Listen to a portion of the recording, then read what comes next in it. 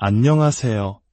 고요한 지혜의 숲에서 여러분의 마음을 비추는 등불이 되고 싶은 이야기꾼입니다. 오늘 우리의 이야기에 귀 기울여 주시는 모든 분들의 삶에 하나님의 크신 은혜와 평강이 가득하기를 먼저 기도합니다. 잠시 시간을 내어 이 채널을 구독하고 좋아요를 눌러주신다면 이 귀한 말씀의 빛이 더 많은 영혼에게 퍼져나가는 데 동참하시게 되는 것입니다. 여러분의 그 작은 손길 하나하나가 누군가에게는 절실한 위로와 희망이 될 수 있습니다. 그 선한 나눔에 하나님의 축복이 함께할 것입니다. 성경 전체를 관통하는 가장 따뜻하고도 강력한 이미지 중 하나는 바로 목자와 양의 관계일 것입니다. 이 비유는 성경의 처음부터 끝까지 가장 중요한 순간마다 등장하며 우리에게 깊은 울림을 주죠. 그리고 바로 그 중심에 성경의 한가운데 쯤에 위치한 시편 23편이 있습니다.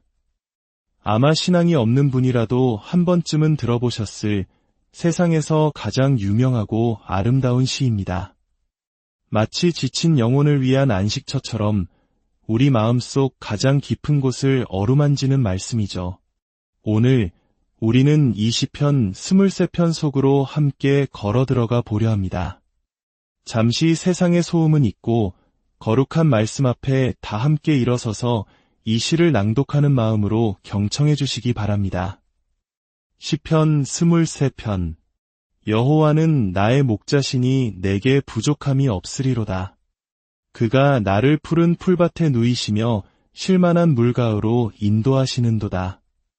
내 영혼을 소생시키시고 자기 이름을 위하여 위의 길로 인도하시는도다. 내가 사망의 음침한 골짜기로 다닐지라도 해를 두려워하지 않을 것은 주께서 나와 함께 하심이라. 주의 지팡이와 막대기가 나를 안위하시나이다. 주께서 내 원수의 목전에서 내게 상을 차려주시고 기름을 내 머리에 부으셨으니 내 잔이 넘치나이다. 내 평생의 선하심과 인자하심이 반드시 나를 따르리니 내가 여호와의 집에 영원히 살리로다. 아멘. 참으로 아름다운 고백입니다. 우리는 이 시를 두 가지 관점에서 깊이 들여다볼 수 있습니다. 첫째는 목자의 관점, 그리고 둘째는 양의 관점입니다. 이렇게 나누어 살펴보면 우리가 미처 깨닫지 못했던 놀라운 통찰을 얻게 될 것입니다. 먼저 목자의 관점에서 이 시를 이해해 봅시다. 시편 23편의 첫 단어 여호와 즉 하나님이라는 이름은 언약의 하나님께서 그의 백성을 어떻게 공급하시고 보호하시는지에 대한 풍성한 이미지를 떠올리게 합니다. 그렇습니다. 우리가 가장 먼저 발견하는 것은 양들을 향한 목자의 섭리적인 돌보심입니다. 여호와는 나의 목자시니. 그런데 여기서 우리는 아주 중요한 사실 하나를 짚고 넘어가야 합니다. 목자의 이 섭리적인 돌봄은 제한적이라는 것입니다. 시편의 저자인 다윗 왕은 여호와는 나의 목자라고 고백합니다. 이는 모든 인류를 향한 하나님의 보편적인 관계를 설명하는 구절이 아닙니다. 많은 사람들이 바로 이 지점에서 시편 23편을 오해하고 실망감에 빠지기도 합니다. 이 시는 믿는 자들뿐만 아니라 믿지 않는 이들에게도 널리 알려져 있죠. 그들은 하나님을 목자로 그리는 이 따뜻한 이미지를 좋아하고 이것이 모든 사람을 향한 하나님의 마음일 것이라고 생각합니다. 하지만 다윗은 모든 사람을 향한 하나님의 태도를 말하고 있는 것이 아닙니다. 심지어 이스라엘 민족 전체를 향한 이야기도 아닙니다. 이것은 왕인 다윗 한 사람이 하나님과 맺은 지극히 개인적이고 친밀한 관계에 대한 고백입니다. 여호와는 나의 목자라고 말이죠. 모든 사람이 이렇게 고백할 수 있는 것은 아닙니다. 당시 이스라엘의 모든 백성이 이렇게 고백할 수 있었던 것도 아니며 오늘날 이 자리에 있는 우리 모두가 진실로 이렇게 고백할 수 있는 것도 아닙니다.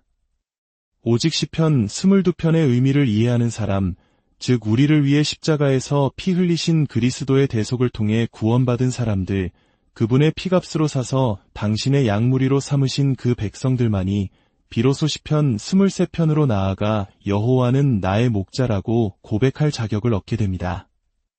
마치 우리 한국의 역사에서도 큰 고난과 희생이 있은 후에야 비로소 평화와 번영의 시대가 열렸던 것처럼 성경의 이야기 구조도 비슷합니다. 시편 22편에 담긴 메시아의 처절한 고난과 죽음이라는 대가를 치렀기에 비로소 시편 23편의 평화로운 푸른 초장이 우리에게 허락되는 것입니다. 우리는 본래 하나님의 진노 아래 있는 죄인으로 태어났습니다. 에베소서 2장은 이렇게 증언합니다. 그는 허물과 죄로 죽었던 너희를 살리셨도다. 그때에 너희는 그 가운데서 행하여 이 세상 풍조를 따르고 공중의 권세 잡은 자를 따랐으니 곧 지금 불순종의 아들들 가운데서 역사하는 영이라. 전에는 우리도 다 그 가운데서 우리 육체의 욕심을 따라 지내며 육체와 마음에 원하는 것을 하여 다른 이들과 같이 본질상 진노의 자녀이었더니 그렇습니다. 모든 인류는 하나님의 진노와 심판 아래 놓여 있으며 공중 권세 잡은 자, 즉 악한 영의 지배 아래 살아갑니다. 악한 영의 인도를 받으며 자신의 죄된 욕망을 좇는 사람이 동시에 여호와는 나의 목자라고 주장할 수는 없습니다. 이 두 가지는 결코 양립할 수 없습니다. 예수님께서는 우리가 반드시 하나님의 자녀, 즉 그분 목장의 양이 되어야 한다고 분명히 말씀하셨습니다. 요한복음 1장은 이렇게 기록합니다. 자기 땅에 오매 자기 백성이 영접하지 아니하였으나 영접하는 자 곧 그 이름을 믿는 자들에게는 하나님의 자녀가 되는 권세를 주셨으니 이는 혈통으로나 육정으로나 사람의 뜻으로 나지 아니하고 오직 하나님께로부터 난 자들이니라. 여러분, 이미 가지고 있는 것을 얻기 위해 권세나 자격이 필요하지는 않습니다. 이 말씀은 우리 모두가 태어날 때부터 하나님의 자녀는 아니라는 사실을 명확히 보여줍니다. 우리는 모두 그분의 피조물은 맞지만 오직 예수 그리스도를 믿는 자들만이 하나님의 자녀가 되는 권세를 선물로 받게 되는 것입니다. 바로 그때 우리는 비로소 그분의 양 우리 안으로 들어가게 되며 주님은 나의 목자라고 진실되게 고백할 수 있게 됩니다. 요한복음 10장에서 예수님은 또 이렇게 말씀하십니다. 내가 너희에게 말하였으되 믿지 아니하는도다. 내가 내 아버지의 이름으로 행하는 일들이 나를 증거하는 것이거늘 너희가 믿지 아니하는도다. 너희가 내 양이 아니므로 믿지 아니하는도다. 예수님의 말씀을 보십시오. 너희가 믿지 않기 때문에 내 양이 아니다라고 말씀하지 않으십니다. 오히려 너희가 내 양이 아니기 때문에 믿지 않는다고 말씀하십니다. 그분의 양으로 선택받았다는 사실이 우리를 믿음으로 이끄는 것입니다. 그러므로 우리는 시편 23편의 축복을 아무렇게나 가볍게 주장해서는 안 됩니다. 아, 이 시는 참 아름다워. 하나님을 이렇게 생각하니 기분이 좋아져. 그러니 이게 나를 향한 하나님의 마음일 거야 라고 스스로를 위로해서는 안 됩니다. 시편 22편의 고난을 통과한 자들만이 그 십자가의 죽음으로 구속받은 자들만이 시편 23편에서 여호와는 나의 목자라고 선포할 수 있습니다. 회개와 믿음으로 그분께 나아갈 때만이 그분을 당신의 목자라고 주장할 수 있는 권리가 생깁니다. 지금 이 순간 당신은 진정으로 믿고 있습니까? 그리스도가 그분이 말씀하신 그대로 하나님의 아들이심을 믿습니까? 그분이 인간의 몸을 입고 이 땅에 오셔서 아버지의 의로운 요구를 모두 만족시키시고 그 의로움을 믿는 자들에게 값없이 전가해 주셨다는 사실을 믿습니까? 시편 22편의 예언처럼 그분이 십자가에서 우리의 죄를 대신하여 죽으심으로 하늘에 계신 아버지의 진노를 만족시키셨음을 믿습니까? 당신이 죄인이며 하나님의 원수였기에 이 죽음이 당신을 위해 반드시 필요했다는 것을 인정하십니까? 하나님과의 올바른 관계를 회복할 유일한 길이 바로 당신이 받아야 할 그 죽음을 그리스도께서 대신하셨다는 사실을 믿습니까? 사랑하는 여러분, 이 모든 질문에 진심으로 예라고 대답할 수 있을 때 비로소 당신은 시편 23편을 당신의 것으로 붙들 수 있습니다.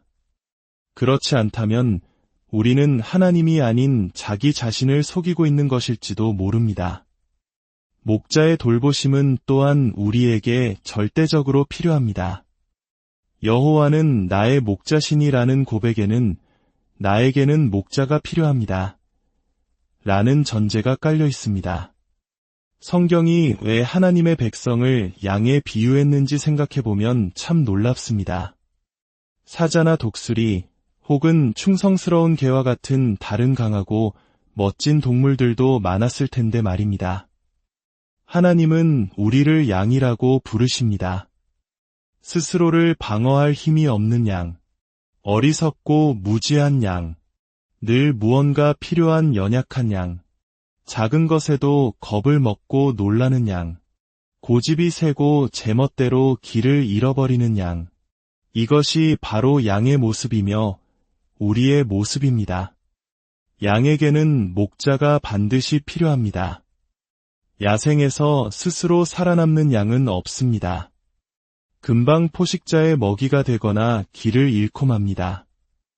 양은 심지어 누군가 털을 깎아주지 않으면 그 무게 때문에 제대로 걷지도 못하고 한번 넘어지면 스스로 일어나지 못해 그대로 죽을 수도 있는 무력한 존재입니다. 날카로운 이빨도 빠른 발도 단단한 발톱도 없습니다. 그리고 그다지 똑똑하지도 않죠.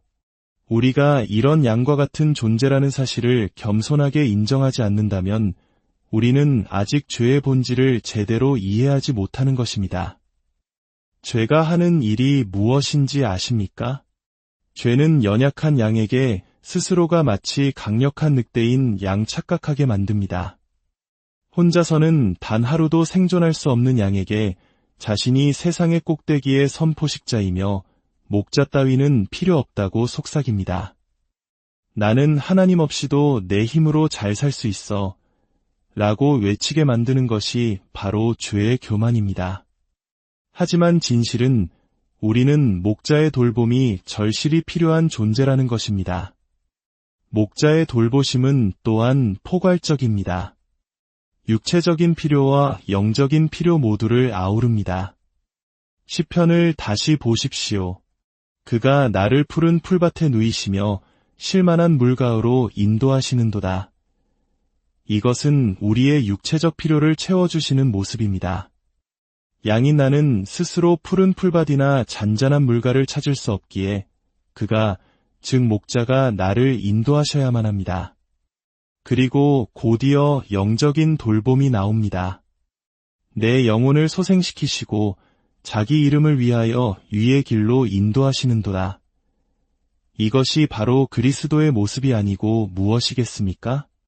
마태복음 11장에서 예수님은 수고하고 무거운 짐진 자들아 다 내게로 오라 내가 너희를 쉬게 하리라. 그러면 너희 마음이 쉼을 얻으리니 라고 말씀하셨습니다. 주님은 우리의 지친 영혼에 새로운 힘과 안식을 주시는 분입니다.